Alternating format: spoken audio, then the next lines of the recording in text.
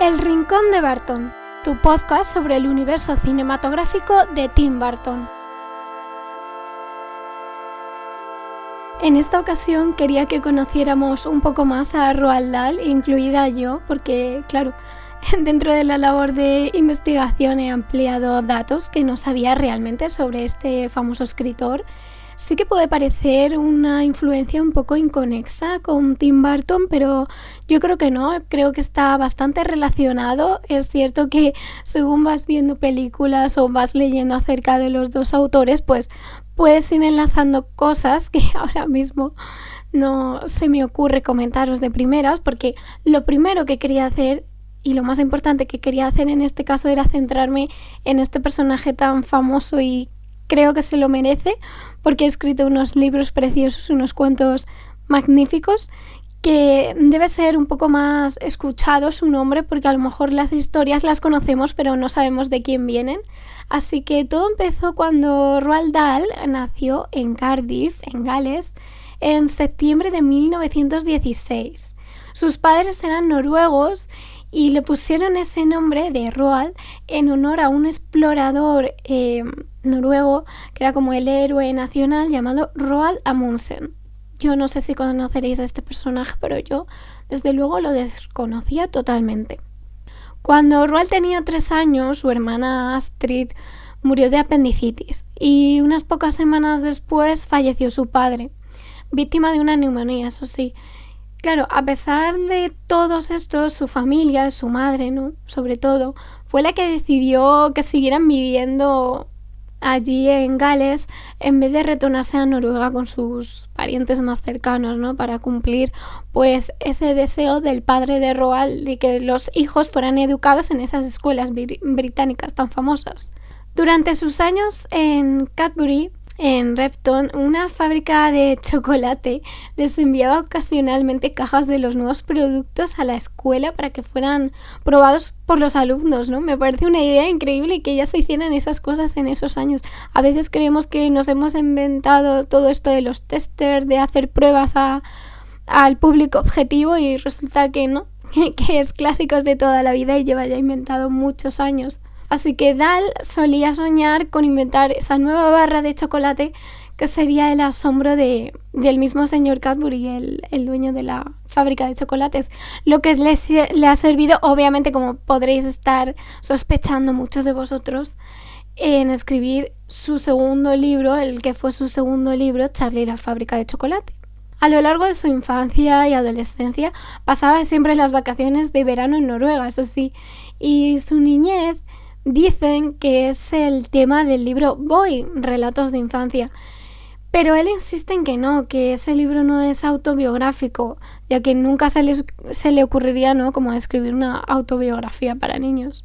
Roald dice que simplemente son unas historias y unos recuerdos de una infancia pues muy divertida.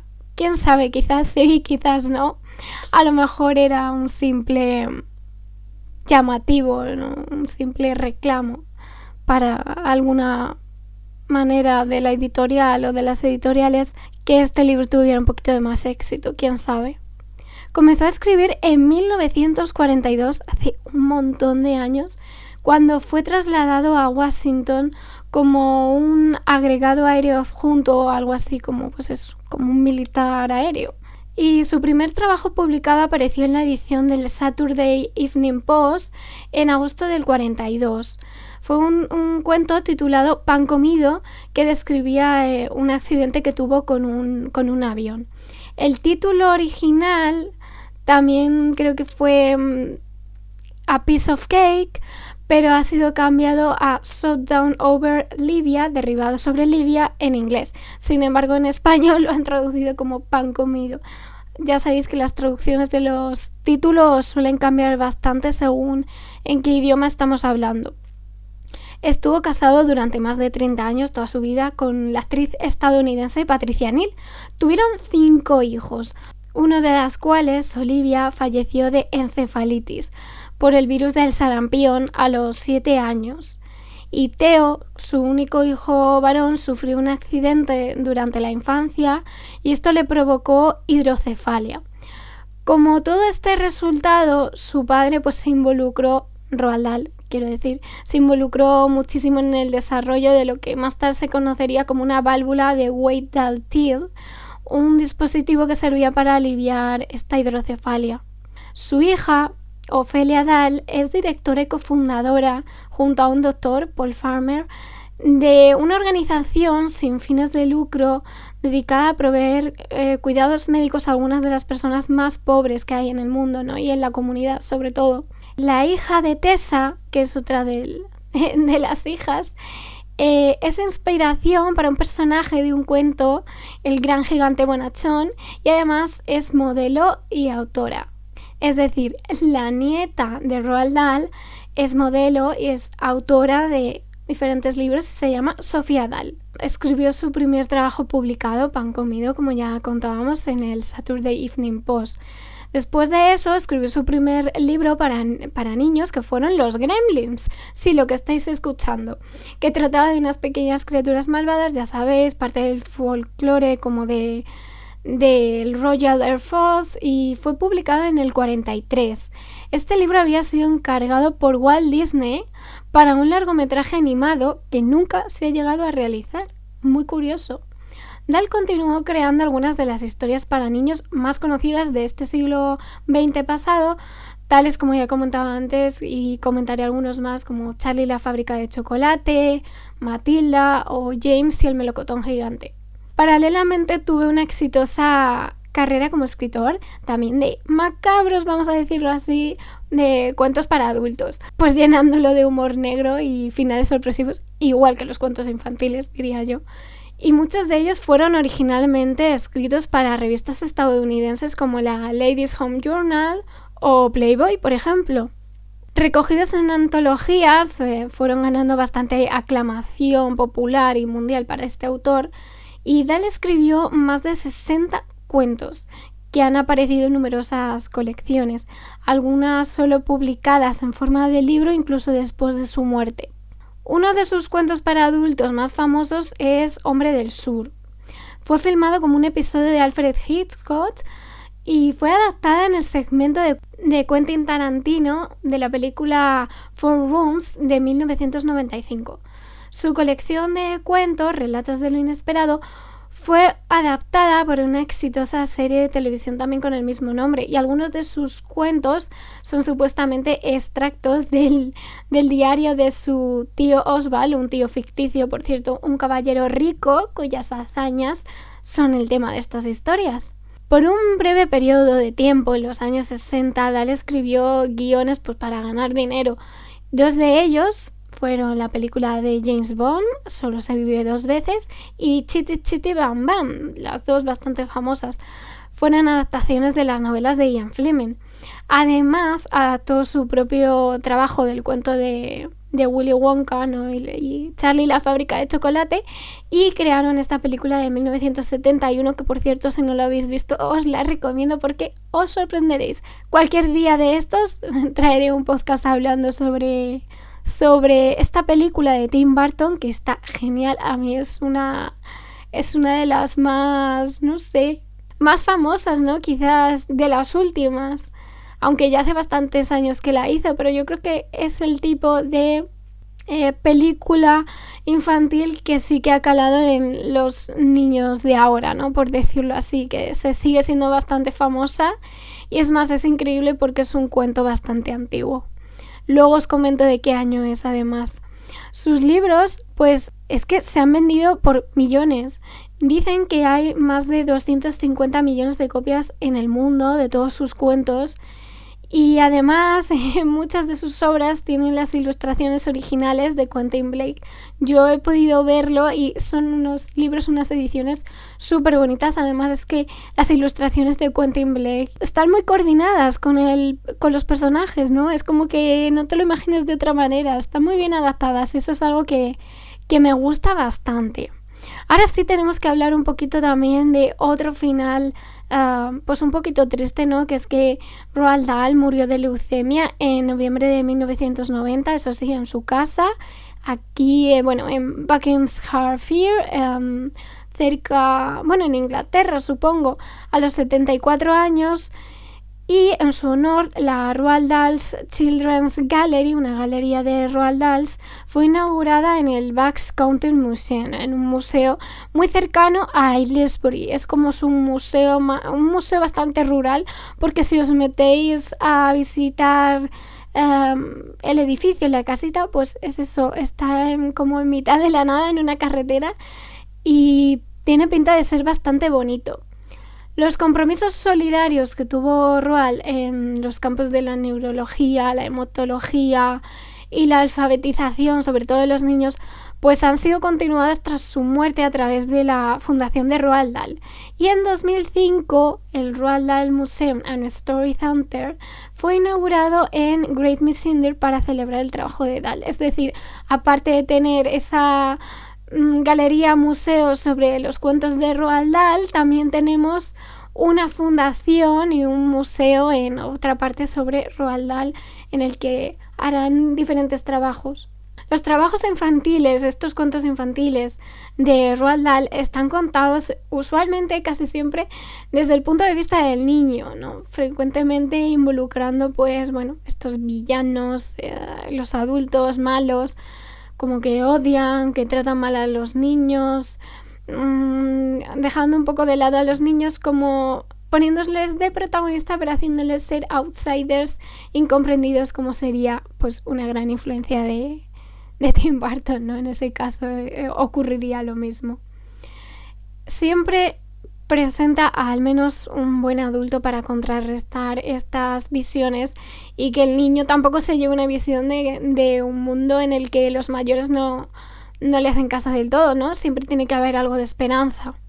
Tienen un montón de humor negro e incluso para niños, yo diría, y unos escenarios bastante chulos y bastante curiosos. Las brujas y Matilda, por ejemplo, son dos claros ejemplos de esto. Sobre todo Matilda, que es la más famosa, creo yo, por lo menos en lo que es de mi generación de los 90. Con la película, además, la adaptación cinematográfica es muy buena, porque hace poco además me leí el libro original de Matilda y la verdad es que la película está súper bien adaptada, la trama, el guión, los personajes, es muy muy muy fiel al cuento, me gustó muchísimo. Fijaos que, claro, de pequeña con la película lo pasaba bastante mal, ¿no? Es como que te gustaba, pero a la vez lo pasabas mal, porque veías muchas injusticias, ¿no? De lo que es dentro de esa historia, que si no lo conocéis, pues también os recomiendo que la vayáis a ver, por lo menos la película, que merece mucho la pena. Que, por cierto, una película que el padre protagonista es Danny DeVito, un muso, como yo le llamo, de Tim Burton, o que otro día también llegaremos a este tema. Ya sabéis que hay muchos personajes alrededor de Tim Burton, muchos protagonistas, muchos actores, muchos, iba a decir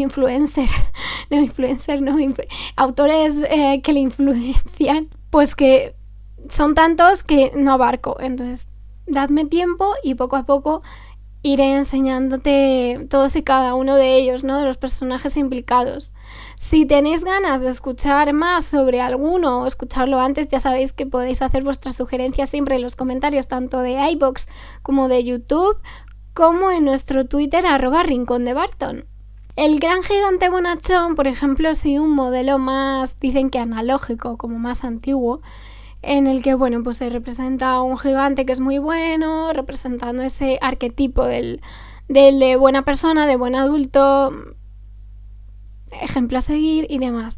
Mientras que el resto de gigantes son malos adultos. Como digo, Roald Dahl tiene un montón de cuentos para niños, empezando desde Los Gremlins de 1943, que sería, yo creo que una de las obras más famosas, pero yo creo que desconocido a la vez de que es un cuento y de que es suyo, porque la película se llevó la palma y pues a veces estas cosas pasan. Luego tendríamos James y el melocotón gigante, del cual vamos a hablar mucho también, porque el director de Pesadilla antes de Navidad también realizó esta dirección cinematográfica de James y el melocotón gigante, es súper bonita, tiene mucha influencia también de Tim Burton. Charlie, la fábrica de chocolate fue escrito, o bueno, publicado, mejor dicho, en 1964. Ahí es nada, hace un montón de años.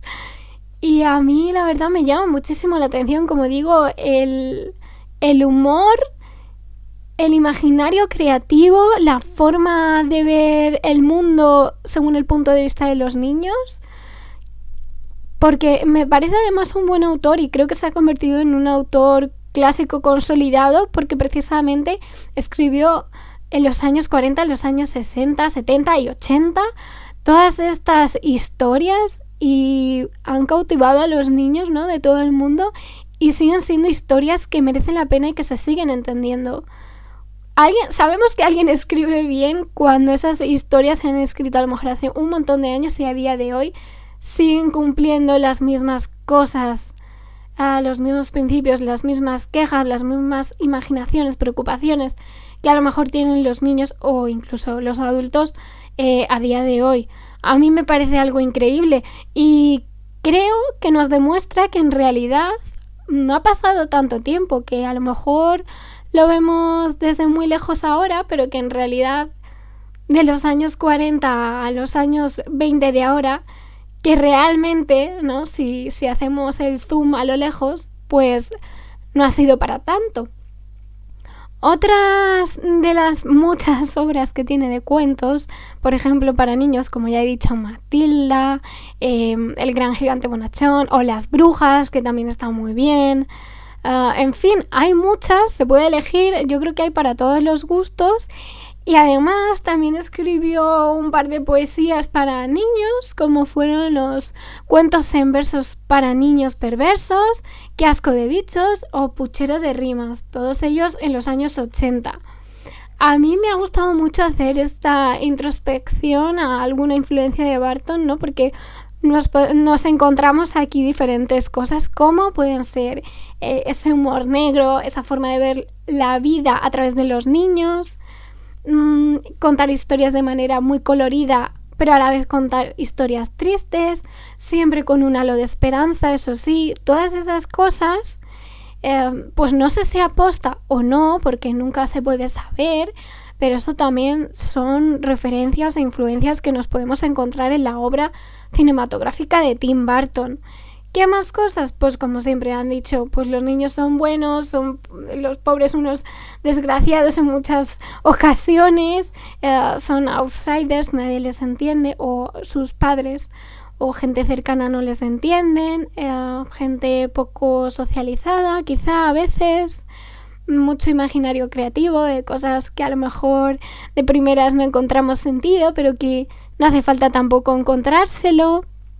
Todo eso lo podemos seguir viendo en las películas de Tim, como pudiera ser, no sé, pues en todas. En Beetlejuice, por ejemplo, es una película que no tiene un gran sentido de la lógica, ¿no?, pero nos encontramos mucho humor negro, mucho humor en general, mucha comedia, muchas ganas de creatividad.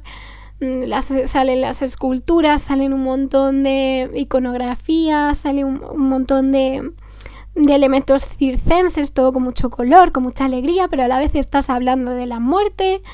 Y por ejemplo, en este caso, si nos vamos a Matilda, la niña no le hacen ni caso en su casa, es una historia muy triste, ella se encuentra sola, no la entienden, sus padres son como muy ignorantes, ha nacido como en la familia equivocada, por decirlo así. Su hermano tampoco le hace ni caso, incluso la trata también mal. Entonces son historias como muy tristes que ponen a los niños en el centro, en el protagonismo del mundo, y que yo creo que está muy bien también de esa forma tan chula hacerles ver a los niños, y no solo a los niños, claro, porque a veces las leemos de adultos y también nos damos cuenta, ¿no?, como que pues que la vida no es solo cosas bonitas, sino que también hay que enseñarles que hay cosas tristes o cosas malas en el mundo y que hay que saber diferenciarlas y verlo, y sobre todo siempre poner ese tono de humor, ese tono de imaginación creativa al máximo y por supuesto ese tono de esperanza siempre al final.